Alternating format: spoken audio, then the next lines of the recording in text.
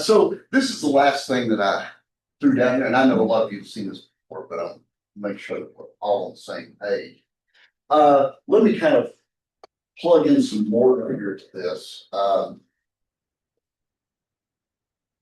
Recall.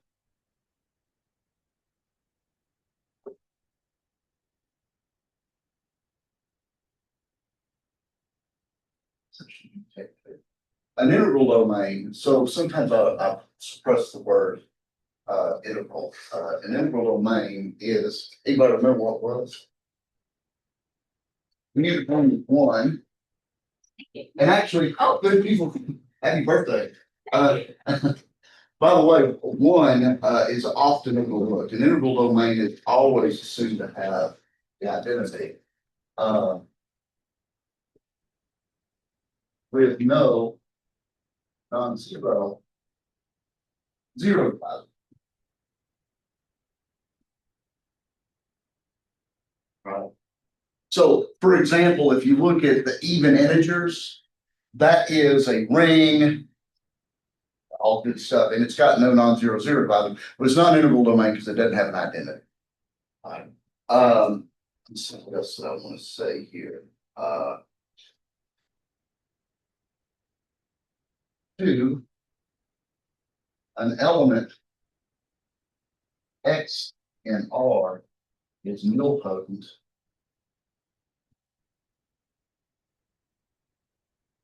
if there exists n in the natural numbers such that X to the n is. And so in particular, zero itself is a nilpotent, but in an integral domain, it will be the only nilpotent. Three, a ring, well, again, simply from one is reduced if zero is the only nilpotent. So if it's got no non-zero nilpotents, it's called a reduced ring, which is part of the definition. I think I've covered everything here. Let's prove a couple of these.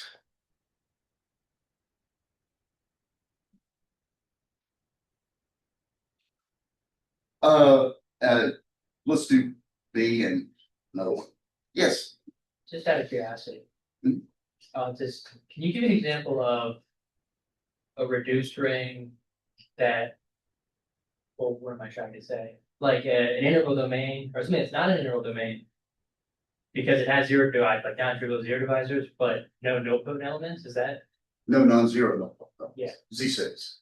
Right, because in Z6, your zero divisors are 2, 3, and 4, and no power of any of those is zero. Okay, B. Let's go this way.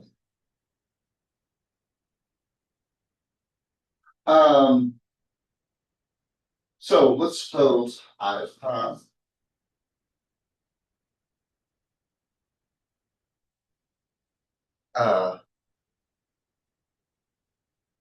Right.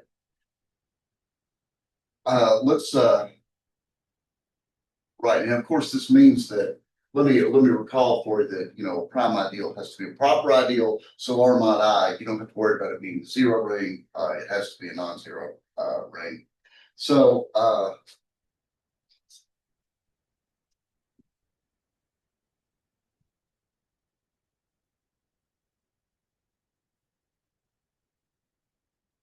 select two elements in R mod I such that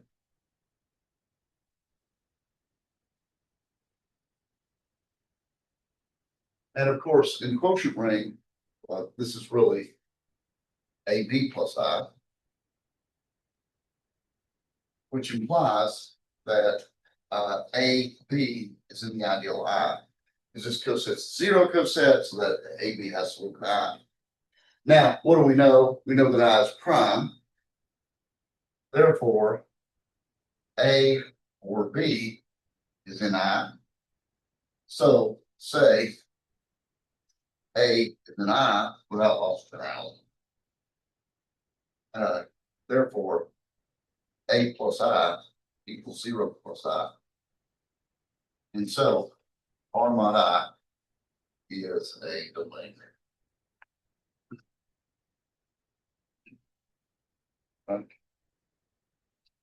Uh, the other direction is similar. Oh, let's suppose that R mod I is a domain,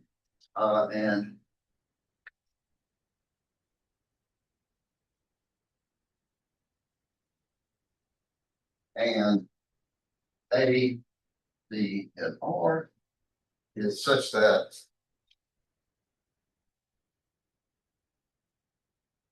so suppose we have two elements, R, the product is in I.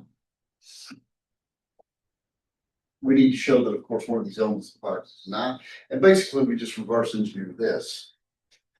So you have AB plus I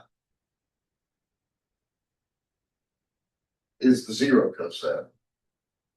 But of course, now I can dissect that into two pieces.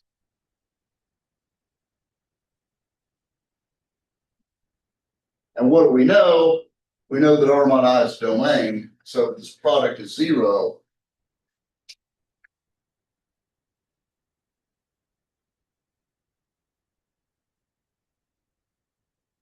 A plus I or B plus I is 0 plus I. Therefore, either A is in I or B is in I. Hence, I.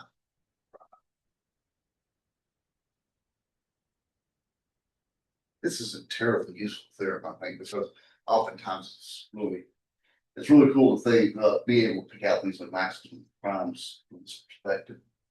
Okay, I'm taking requests now. C or D? Which one? D. D. Okay, so we need to prove that I is primary if and only if every zero divisor of quotient is nilpotent. Okay.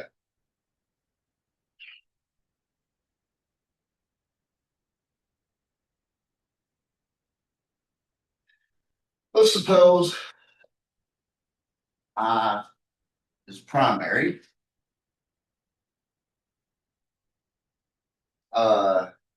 And suppose we have a zero divisor for R mod I. All right, so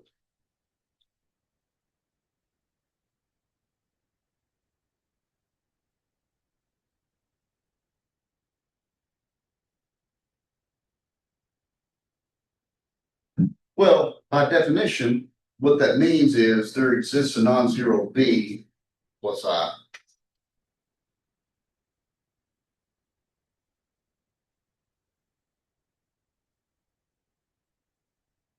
Uh,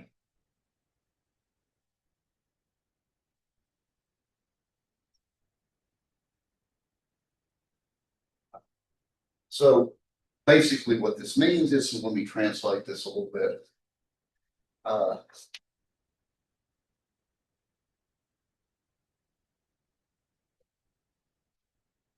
Translation, this means that B is not in I. Such that AB is in I. Right? That's just a straight up translation of what this coset means. Well, but we know that I is primary.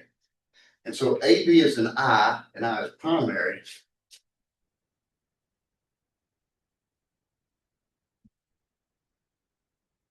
And B is not an I. This implies that AN is an I for some N. And the direct translation of that is hence A to the N plus I, 0 plus I, which is A plus I, N. Hence,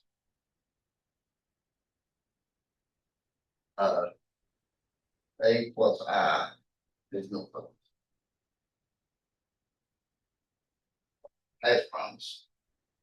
Yes, I, could you remind me what primary means? primary means the product of two things is in the ideal. Then either say my product is AP. Sure. Then either this one's an I or a power of the other one is an I.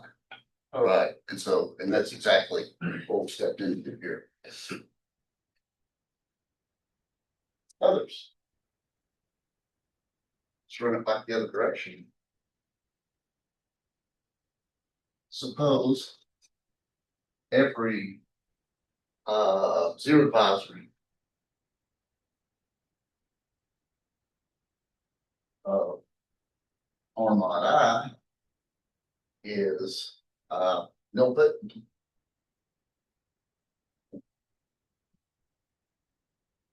Our goal is to show that I have primary. Well, let's let A be an I, and suppose A is not an I, just the wiggles. And our burden is, of course, to show that we're trying to show. We're trying to show that it's primary. So if A is not an I, our goal is to show that B to the N is one. But here we go.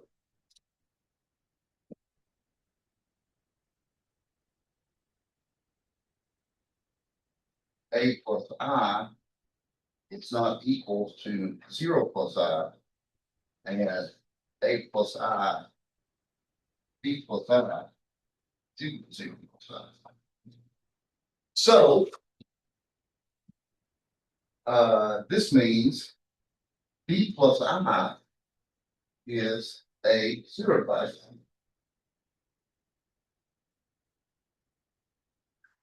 Because I know that A plus I is a non-zero element, so this is the definition of what it needs to be. A zero divisor, I gotta multiply that by this times a non-zero thing, you get 0. And now we use our hypothesis. Since this is a zero divisor, B plus I to the N equals 0 plus I, which is B to the N plus I. Therefore, B to the N is in I, and I is primary.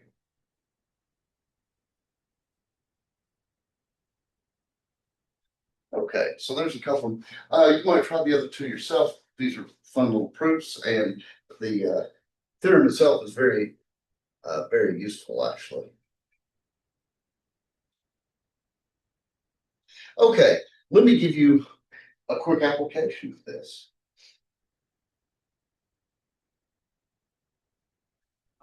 Corollary.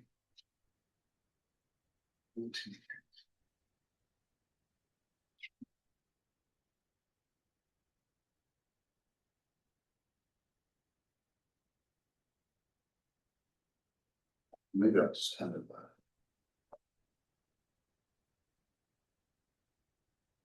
well, let me just rip off some observations here.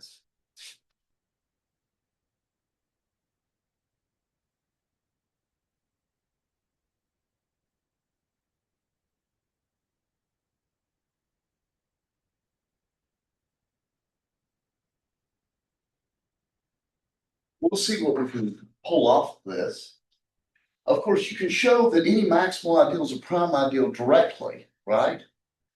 But from this, it's immediate, right?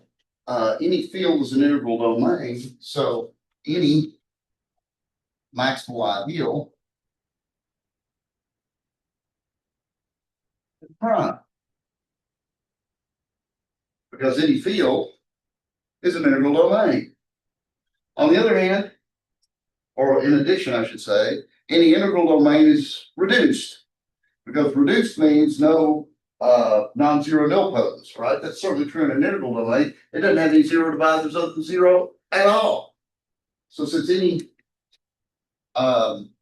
any domain is reduced, then any prime is gratified.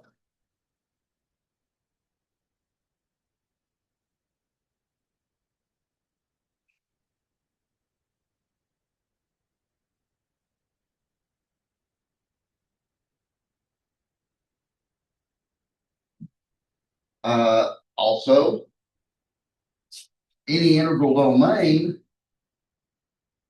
has this property too. Because every zero divisor of an integral domain is zero, right? And zero is nilpotent, right? So any prime ideal is primary.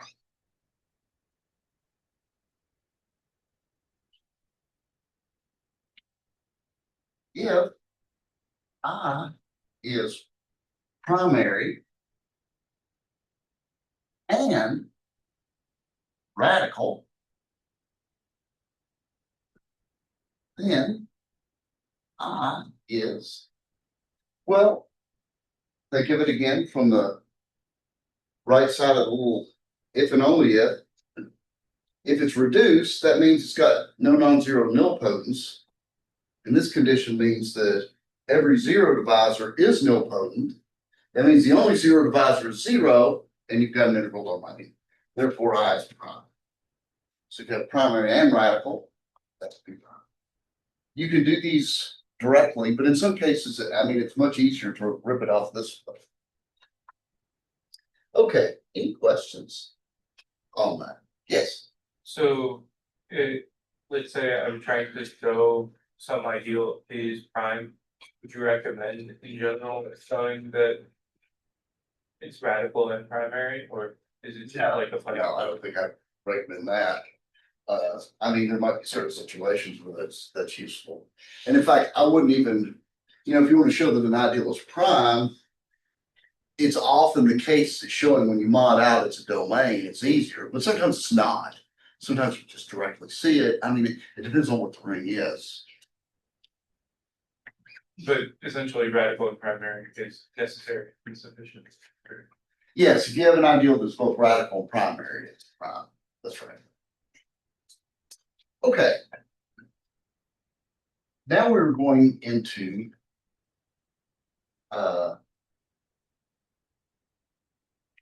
Zorn's lemma here.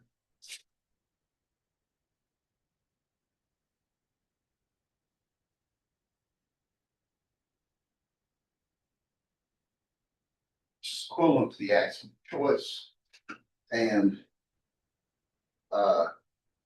in this class, no matter what side of the fence you're on, we are definitely pro-choice in this class. The axiom of choice is absolutely, because actually there was an interesting paper. Zorn's lemma is a very important part of a lot of commutative algebra, and it gives birth to just one of the hugest theorems ever, and that is if you have a commutative ring with identity. In fact, you can throw a commutative out. If you have a ring with identity, and you're talking about left ideals, right ideals, or two-sided ideals, if you got a ring with identity, it's got a maximal, and that is a centerpiece cornerstone of commutative algebra. There was a paper written, I believe, in the 70s, just for fun. And I think it was called something like 6 Impossible Rings. Anyway, so this dude wrote down the weirdo stuff that you can do in commutative algebra if you don't assume, all these strange things that can happen. We don't go there. There's not enough illicit substances for us to go down that path. So we were going to be very pro-choice about this kind of thing here. Zorn's lemma, I will give you the statement, is equivalent to the axiom of choice. So here's what it says. If S is a partially ordered set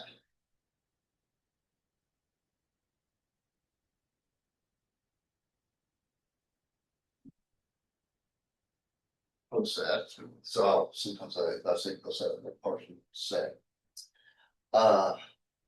with the property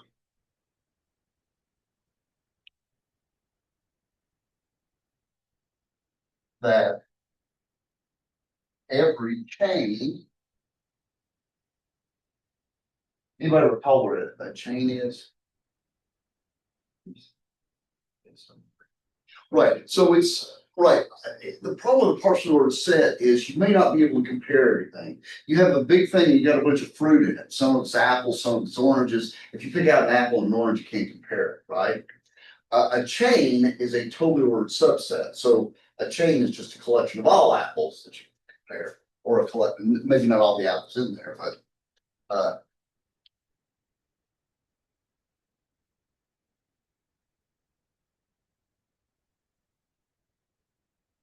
such that every chain in S has an upper bound. And let me emphasize, the upper bound has to be an S. Sometimes it's omitted for, I think it causes confusion. Then S has a maximal element.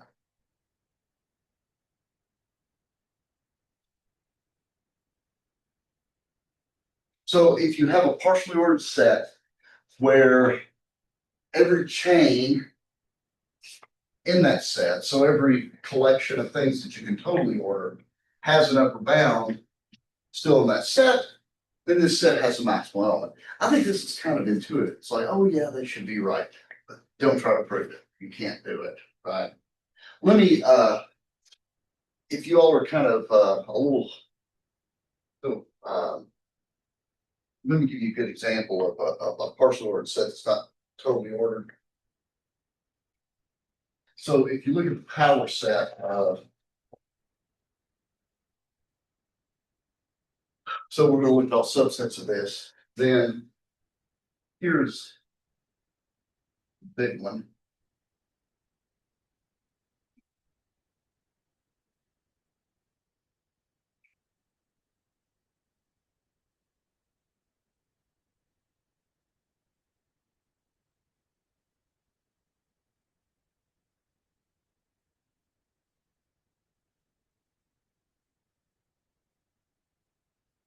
So this one's kind of easy to wrap your head around a little bit, I think.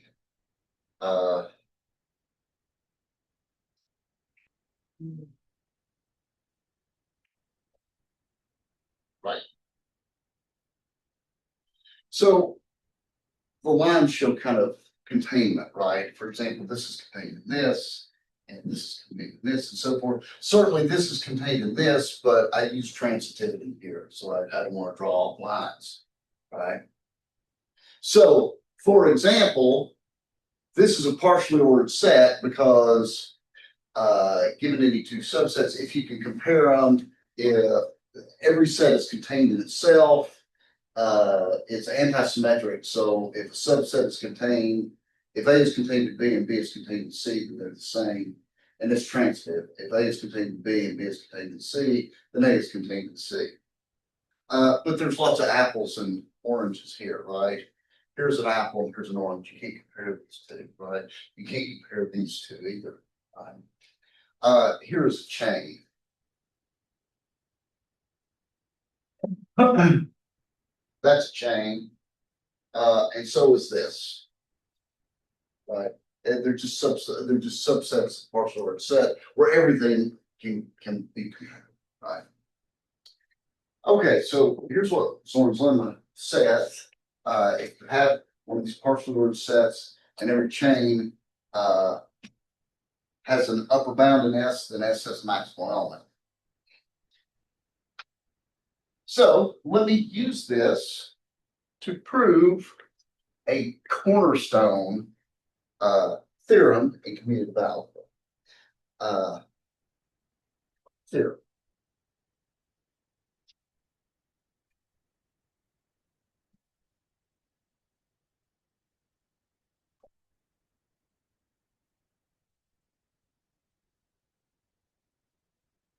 You're going to see that I really don't use commutativity here. All you really need here is where but I'm on the couch this. There will be a commutative ring of identity, and I'm gonna do it this way. And suppose I in R is a proper identity. Then I is contained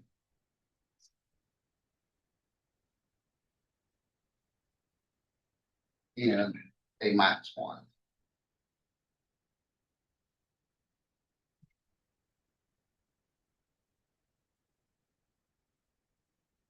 Okay, so this result says that if you have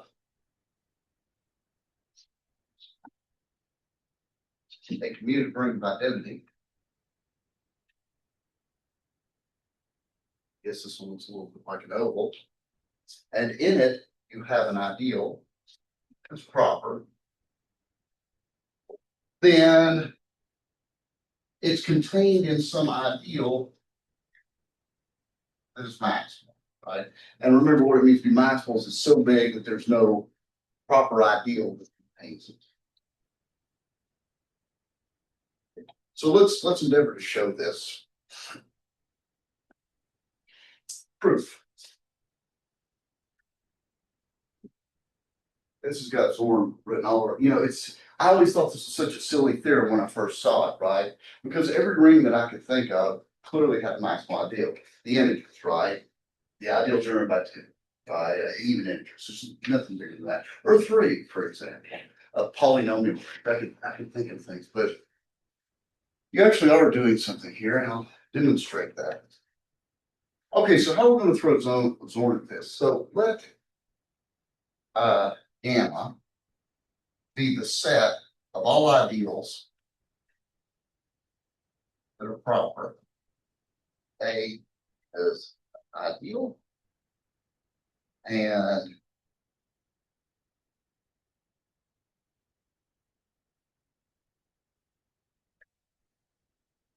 okay, so I'm going to throw together this set.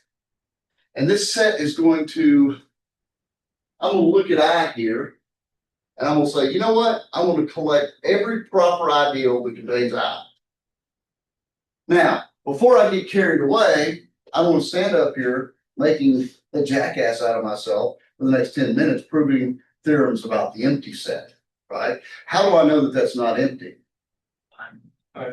Okay, so at least, okay, I want to make sure that I do that. I is in M. So it's not empty, right? So there's something there, right? Okay. Now, I did say something about a partially ordered set, right? So I'm going to collect all these ideals that contain I. What's the partial ordering, you think? Just set theoretic containment. So we order, well, let me say partially order.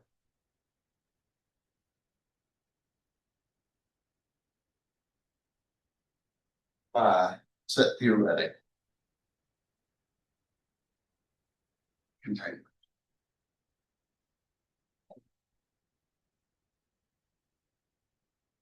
And just like the much smaller example that I did with the power set of 1, 2, 3, set theoretic containment is a partial order. All right, everybody cool with that? Okay, now for Zorn's lemma to work out for us to be able to apply Zorn's lemma, we have to make sure that every chain in this set gamma has a maximal element. So let's let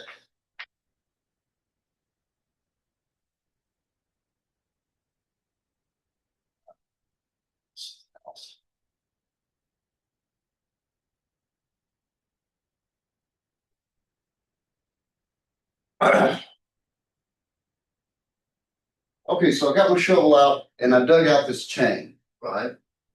Now, these AIs are all just, what are they? They're proper ideals, they contain I, that's it. But they've got something special going on because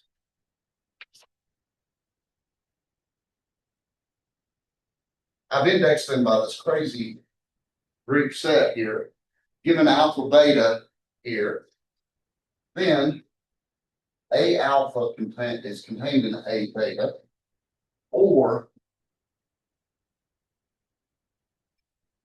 there's the chain part going on. I can compare any two of these. Right. Now, I've got to show that this animal has an upper bound.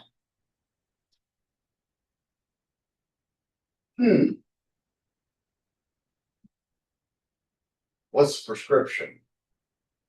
More cowbell. Okay, okay. Let's let.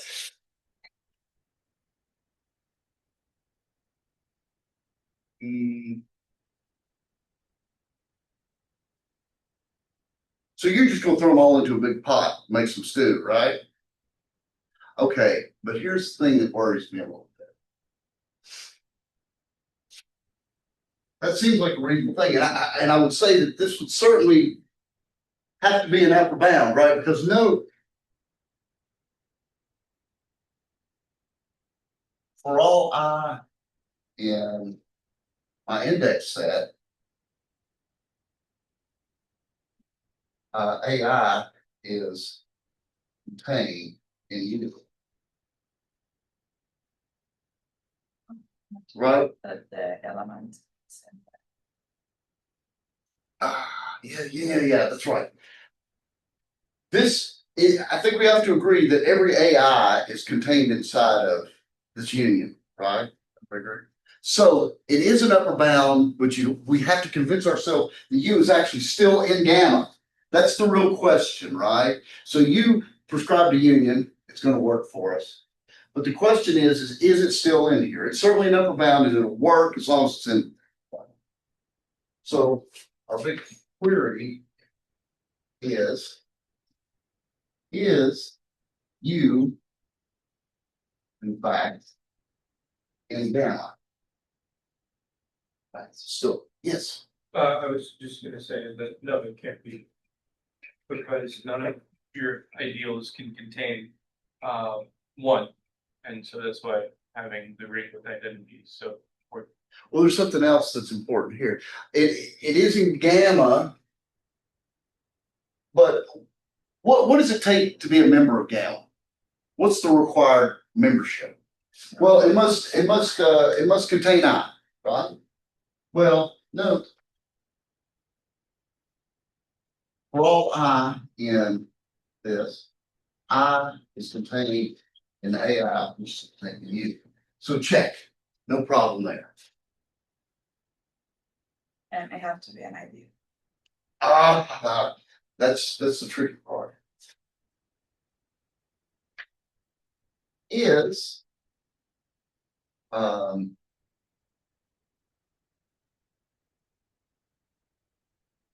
this is the tricky part in the following sense. If I walk up to you on the street and even hand you two ideals and you take the union, it's probably not going to be an ideal. Right? Union intersections of ideals, very good. Union's very bad. But what's working in our favor here? Position. It's a chain. That's right. Yes. Because let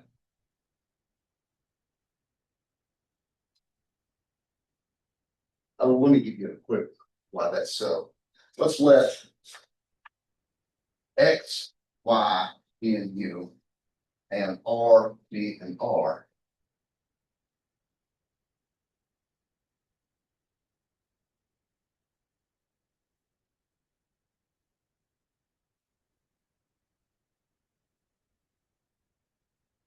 Are you all familiar with this?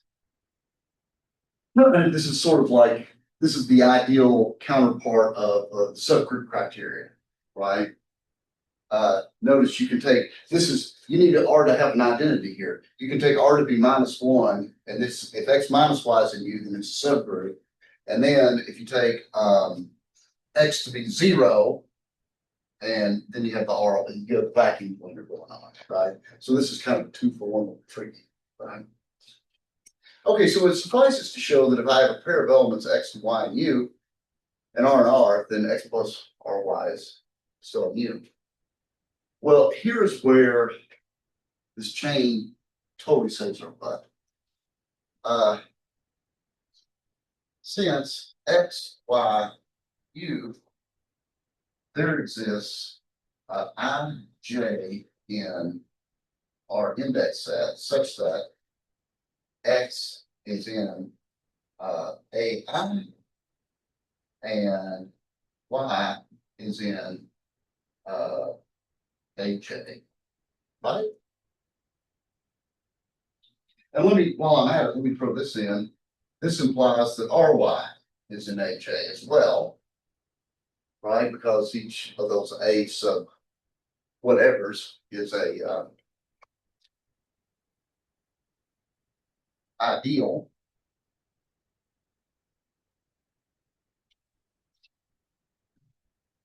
So I have X is in AI, RY is in HA. Without loss of generality, AI is contained in AJ. Right. Therefore,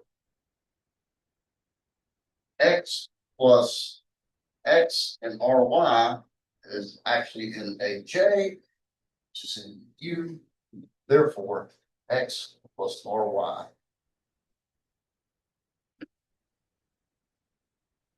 That chain was absolutely critical for this. There's one more thing that we need. And what's that? Yeah, Strict containment in R. that's right. And this is where identity is very important. If you remove identity from this, I can give examples of rings without identity where there is no maximal ideal. No matter how big you go, there's always a slightly larger one. And so ring has to be in a certain sense very big. But right. Also, note one is not in AI.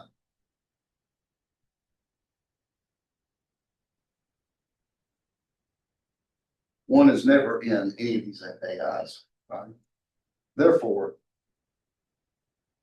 one is not in U, so U in R is a problem.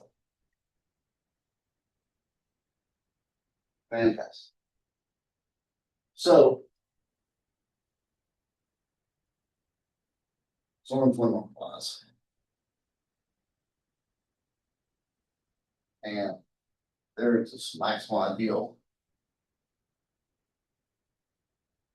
in AI.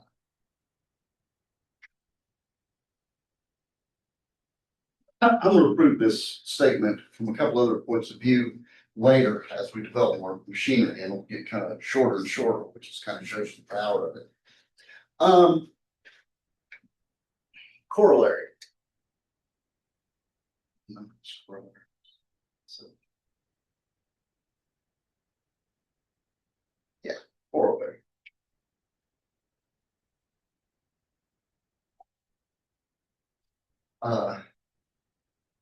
Any meter bring one has a max.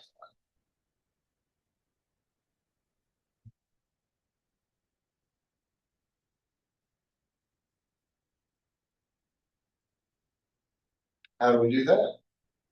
Proof.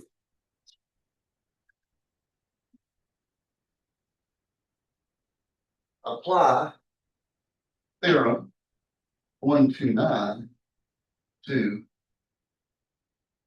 the zero ideal. Right?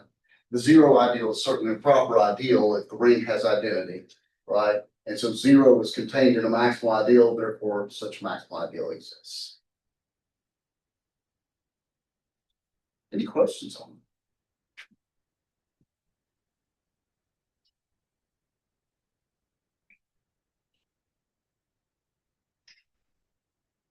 How many of you found this surprising that a commutative ring with identity is maximal ideal? Not really. I bet I was surprised. Or that an ideal is contained in a maximal ideal. Consider the following example. I like this example because it shows this kind of debunks my first thinking when I was an undergraduate about, oh, what is this crap anyway? This is obvious. Consider R the direct product of Z2. So this is just a set of.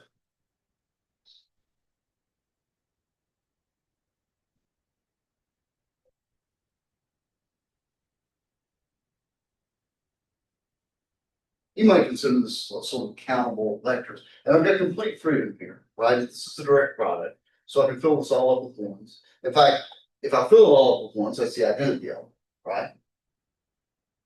Now, let me give you some maximal ideals, and this will also apply to our previous. Let me give you an example of maximal.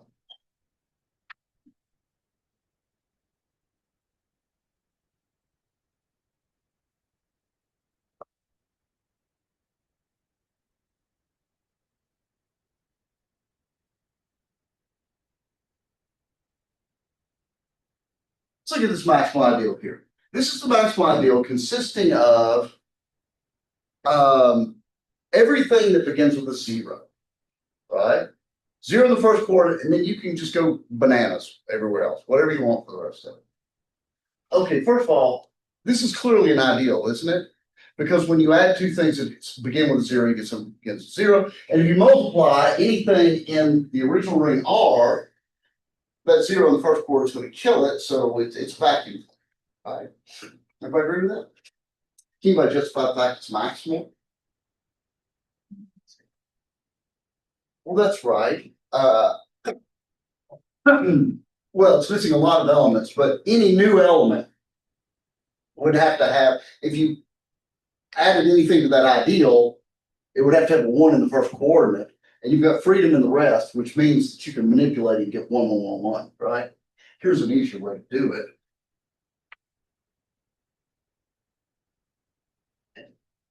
What's this isomorphic to?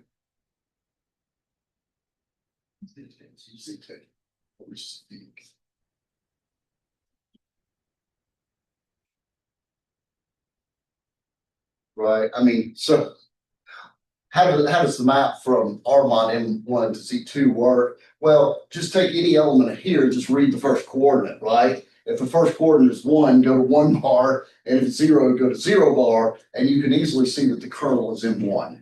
And so max, right? There's nothing special about the first coordinate, isn't there? Right?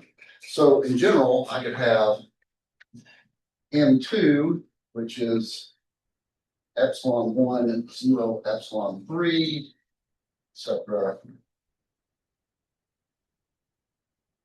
And more generally, MN.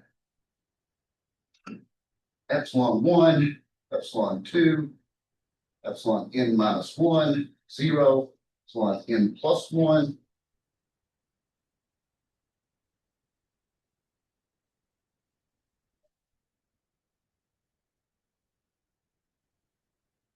Now there is a list of countably many maximal ideals, right? One for each place where I decided to put a 0 in, right? This thing has infinitely many maximal ideals. My question is that an exhaustive list?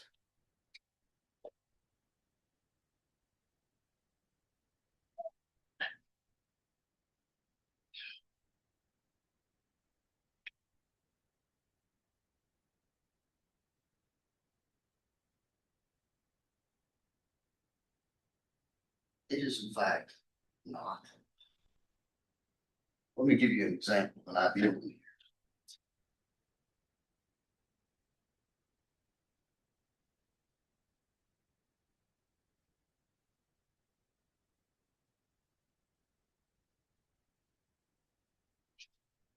That is a proper ideal, right? Remember what this is. This is the set of epsilon 1, epsilon 2, epsilon n, 0, 0, 0, right? And the n can vary, right? So this is just every possible element of R that ends in an infinite tail of zeros. This is also an ideal, because if I add any two things that end with an infinite tail of zeros, I get something that ends in an infinite tail of zeros. And if I multiply anything in the ring by something that's got an infinite tail of zeros, I get something with an infinite, so it's vacuum cleaner. Which one of these maximal ideals is that contained in? It's not contained in any of them, right? Because, for example, 1 in an infinite string of zeros is in there. 0, 1 in an infinite string of zeros is in there. 0, 0, 0, 0, 0, 1, 0, 0, 0 is in there. None of these maximal ideals contain that. But we just proved that every ideal must be contained in a maximal. Now here's your big chance. Anybody write down any particular maximal ideal that ideal is contained in and turn it into me. You can go down to TDs and get lingered up for the rest of the semester. I'll give you a name for us. Just give me the ideal so I can write it up. You're not going to be able to do it. Is that not maximal? It's not maximal. That's right. Because you can take that and add the element 1, 0, 1, 0, 1, 0, 1, 0 forever to it. And it's a slightly bigger ideal. And that's the problem with choice.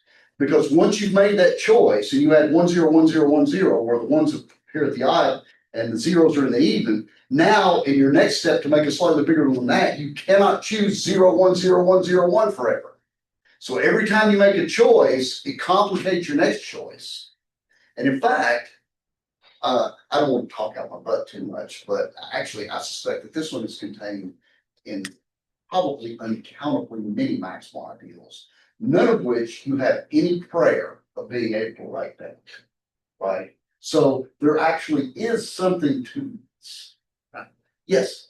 What do you, I'm just trying to imagine like what Armand I looks like in this case. Armand I. Yeah, so like the direct product plotted out by the direct sum. A mess.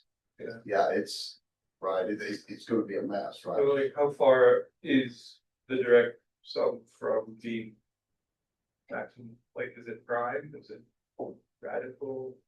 It's not prime. Oh yeah, no. Oh yeah. It's not prime. It's yeah. What will happen is the original ring here is a Boolean ring, right? And when you take this quotient, you're going to get this really complicated thing, right? I mean, you'll have.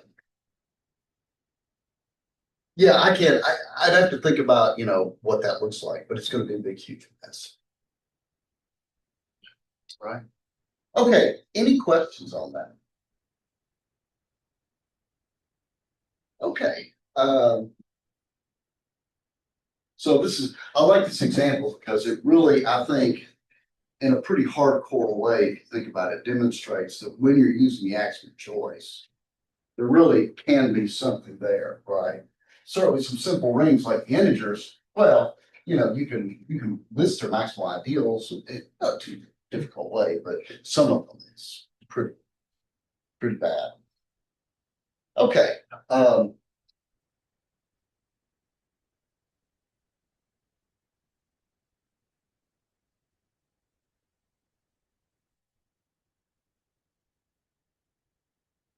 So I'm going to talk about, we talked about ideas, I'm going to talk about elements just for a little bit, because we're going to need some of the terminology. Does anybody know what the distinction between a prime element and an irreducible element is?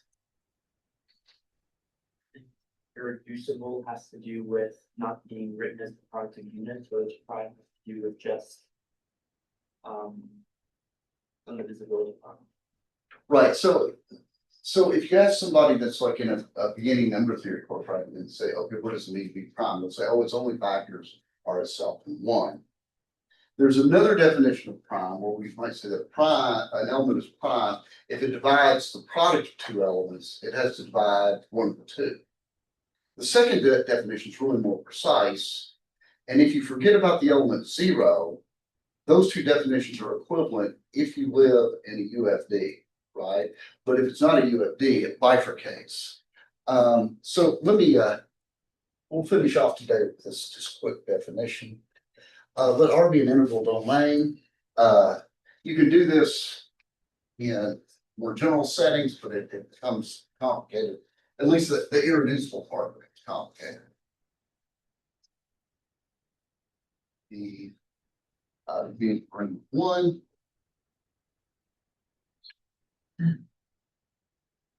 One, R is a unit. If X and R is a unit.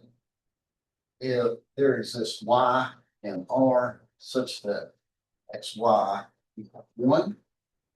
So it's just an invertible element. 2, X and R is prime if X divides AB implies X divides A or X divides B. And 3, if R is a domain,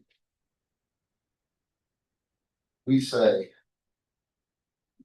X, I'll call some different pi, and R is irreducible if pi equals AB implies A or B is a unit number. And that'll do that. Any questions? Questions? Yes. Why do we need the R to be a domain for irreducible? Because what happens if it's not a domain is there are actually 3 different kinds of irreducible in non-domains. Zero divisors complicate things. Right. So, and if you remind me next time, I can give you some better examples.